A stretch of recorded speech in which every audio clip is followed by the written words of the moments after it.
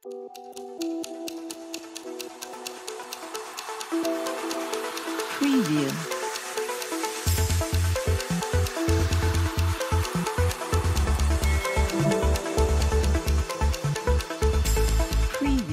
बिस्मिल्लाहिर्रहमानिर्रहीम। अस्सलामु अलैकुम वरहमतुल्लाहि वबरकातुहू।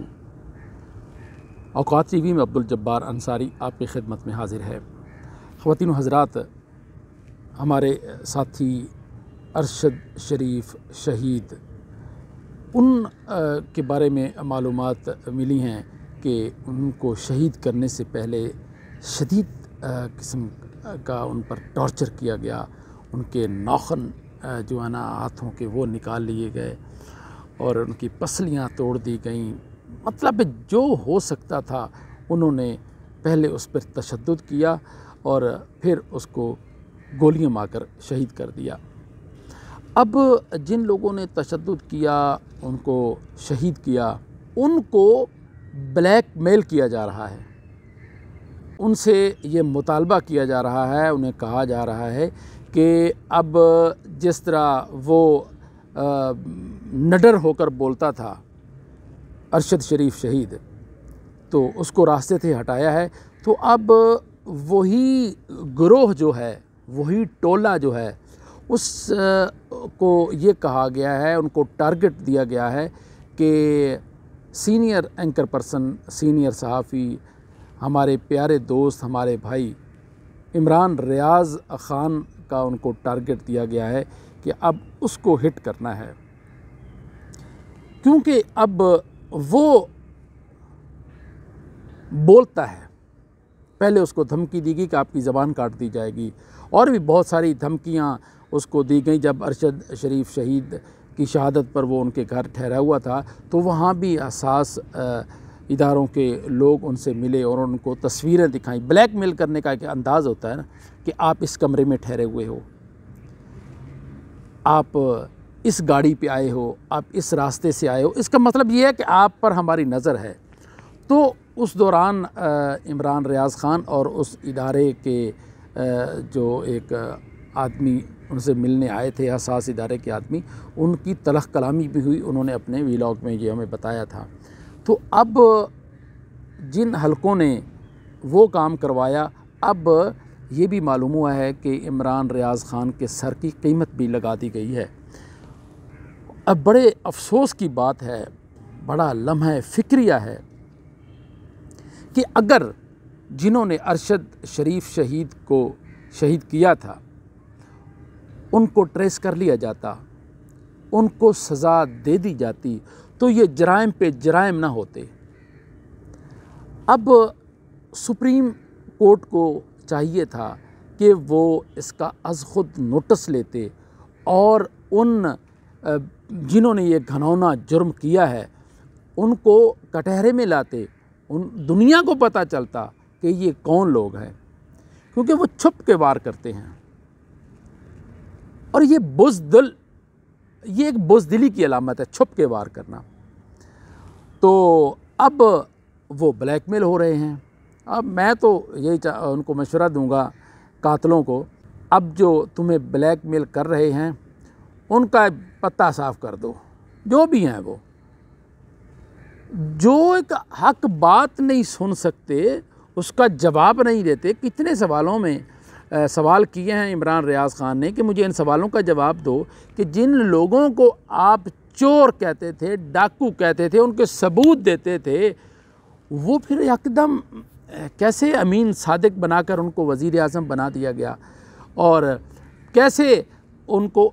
और ख़वातीन हज़रात, आपको ये भी बताता चलूँ कि ये जो 2022 में इनको लाया गया है, तो एक्चुअल इसकी प्लानिंग जो की गई थी वो 2021 में इनको वज़ीर आज़म बनाना था।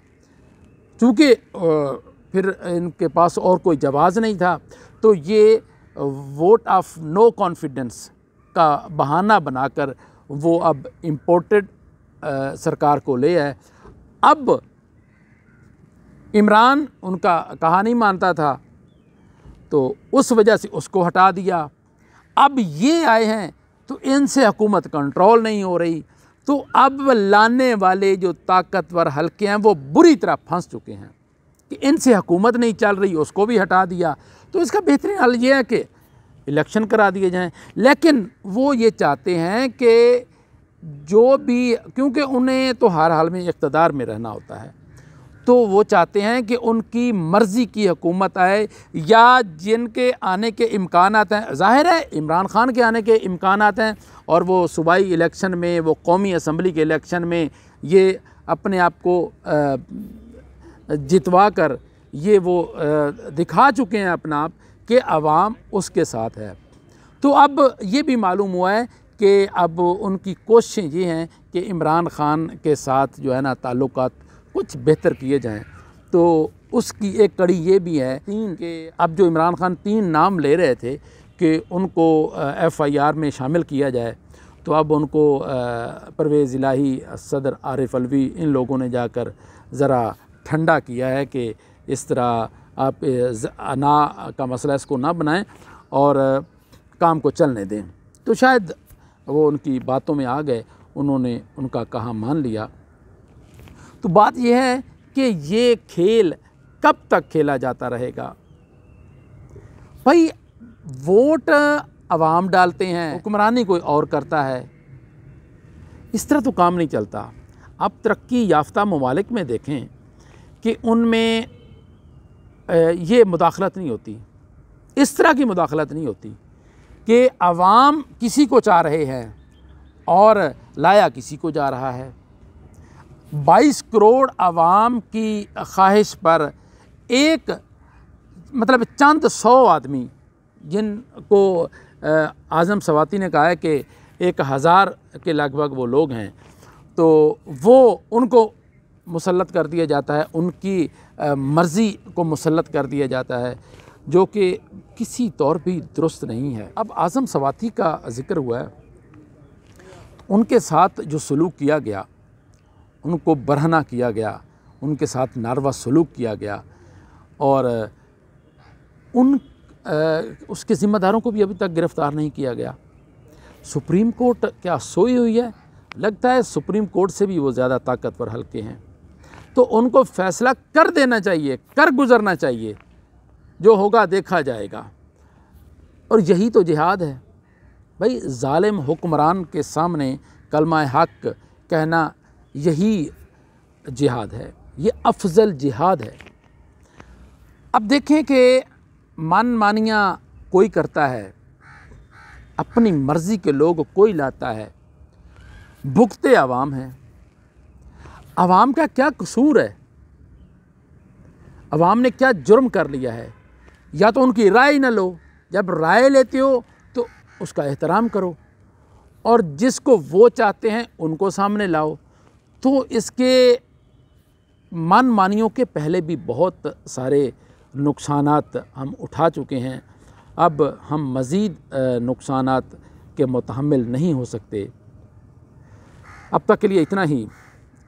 अपने मेज़बान अब्दुल जब्बार अंसारी को इजाज़त दीजिए। अल्लाह हाफिज़। पाकिस्तान जिंदाबाद।